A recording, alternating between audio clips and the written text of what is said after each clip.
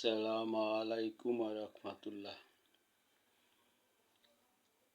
জনতার খবর চ্যানেল হতে কিছু কথা বলার জন্য লাইভে এসলাম। জনতার খবর চ্যানেল হতে জনগণের উদ্দেশ্যে কথাটি বলার জন্য আল্লাহর নামে শুরু করছি।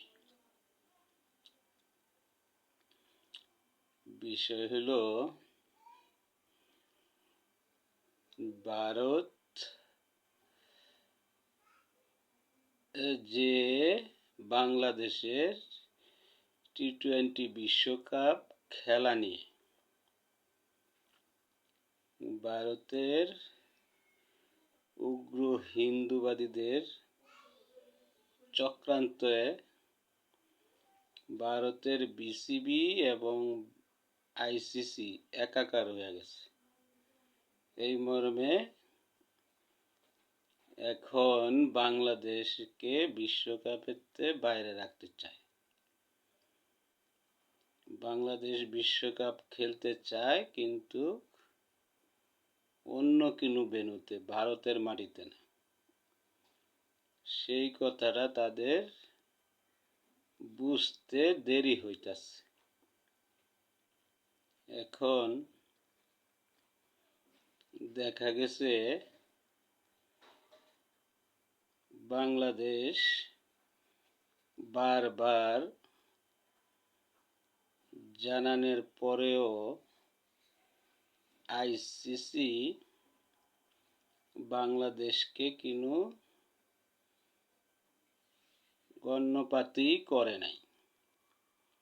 তারা অন্য দেশকে সিলেকশন করে রাখছে তারা বিশ্বকাপ খেলার জন্য। এখন বাংলাদেশ তো আর বসে থাকবে না। বাংলাদেশ এখন ক্রীড়া আইনে আন্তর্জাতিক আদালতে যাওয়ার জন্য প্রস্তুতি নিয়েছে। এদিক দিয়া পাকিস্তানও বিশ্বকাপ খেলবে কিনা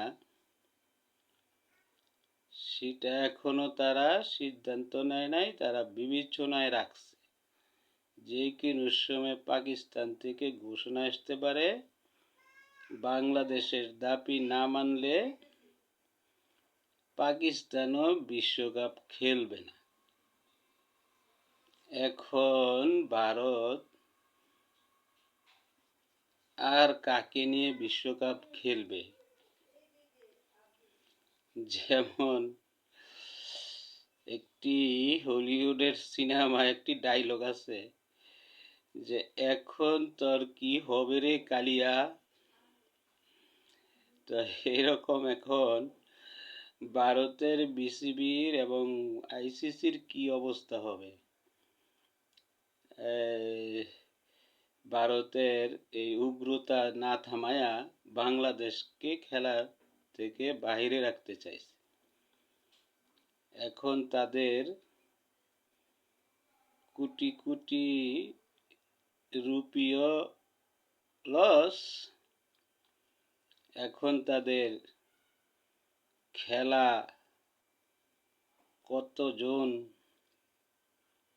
যে থাকবে সেটাও প্রশ্ন হয়ে দাঁড়াইছে। তারপরও ভারতের এক গুরামি ধরেই রাখছে, এক গুরামি ছুটে না। এটা কি একটি দেশের সরকার এইভাবে চলতে পারে? এই দেশের সরকার তো চিন্তা করার উচিত যে আমার প্রতিবেশী দেশ, অন্য দেশ, তাদের সাথে মিল রেখে সম্মান তাদেরকে দিয়েই চলতে হবে। সকল কিছুতেই রাজনীতি রাজনীতি রাজনীতি, খালি উগ্রপন্থীর কথাই শুনতে হইব, আর ভালো মানুষের কথা ভালো আর শোনা যাবে না। এটা কি কথা হইল? তোমরা কেনই বা নিছিলা মুস্তাফিজকে? বাংলাদেশ কি বলছিল যে মুস্তাফিজকে নাও? তোমরাই নিলা, আবার তোমরাই আন্দোলনের মুখে, উগ্র হিন্দুদের আন্দোলনের মুখে তোমরাই বাদ দিলা। এটা কি একটা নাটক তৈরি করলা না? এখন এলা নাটকের খেসারত দাও।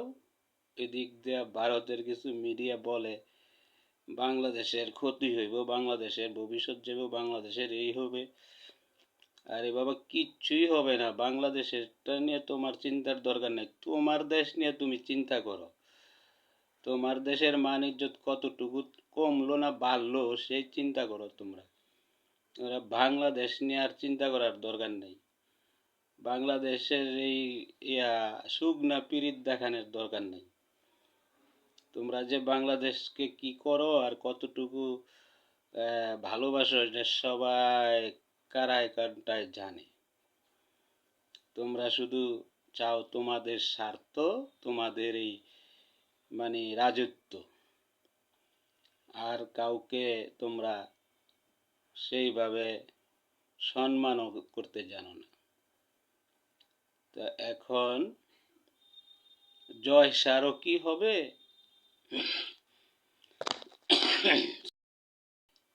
এখন জয় সারও কি হবে? ভারতের বিসিবির কি হবে? আর এখন ভারত সরকার ভারতের উগ্র করে নিয়ে পড়ে থাকুক।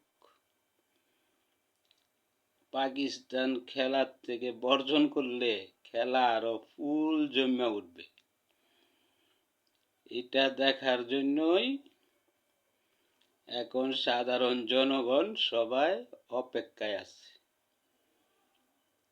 এবং আরো কিছু নির্দেশনাও আসতে পারে। তাই আমি এখনো বলবো, ভারত যদি বিশ্বকাপ বৈষম্য না করে সবাইকে নিয়ে খেলতে চায়, তো এখনো সময় আছে। বাংলাদেশ ভারতে খেলবে না, বা বাংলাদেশ চেয়েছে শ্রীলঙ্কা ভেন্যুতে খেলবে। সেইখানে যেহেতু খেলা হচ্ছে, সেইখানে বাংলাদেশের গ্রুপ খেলাইলে সকল কিছুর সমাধান হয়ে যাবে। তখন ভারতেরও রেভিনিউর অসুবিধা হবে না, আইসিসিরও রেভিনিউর অসুবিধা হবে না। বাংলাদেশও খেললো, সবাই খেলা দেখলো, সুন্দরভাবে চলবে। আর যদি ভারত একগুঁয়েমি করে তাইলে সবার আগে ভারতেরই ক্ষতি হবে। অন্য দেশের ক্ষতি যাই হোক, কিন্তু তার চেয়ে সবচেয়ে বেশি ক্ষতি হবে ভারতের। রেভিনিউর ক্ষতি হবে, ভারতের সাথে মানুষের সম্পর্ক নষ্ট হবে, জনতার সম্পর্ক নষ্ট হবে। তারপরে বিশ্ববাসীও দেখবে যে তাদের একগুঁয়েমির কারণে তাদের দেশে কেউই নিরাপদ না। তো এমন তো অবস্থায় এখনো ভারত চিন্তা করতে পারে, এবং ভারতের অনুগ্রহভাবে যেহেতু আইসিসিও সেটার থেকে পার হইতে পারে। এখন পুরা সিদ্ধান্ত নেওয়ার এবং পুরা বল এখন ভারতের এবং আইসিসির কোর্টে। তোমাদের মান সম্মান বাঁচাইতে গেলে তোমাদেরকেই ডিসিশন নিতে হবে। তবে বাংলাদেশ বিশ্বকাপ খেলবে, কিন্তু ভারতের মাটিতে না, অন্য কোনো দেশে। এটা হলো বাংলাদেশ জনগণ এবং সরকারের কথা এবং বাংলাদেশ বিসিবির কথা। তাই আবারও বাংলাদেশ বিসিবির প্রেসিডেন্টকে জানাই জনতার পক্ষ থেকে ধন্যবাদ, আন্তরিক শুভেচ্ছা, এবং বাংলাদেশের সরকারকেও ধন্যবাদ, আন্তরিক শুভেচ্ছা।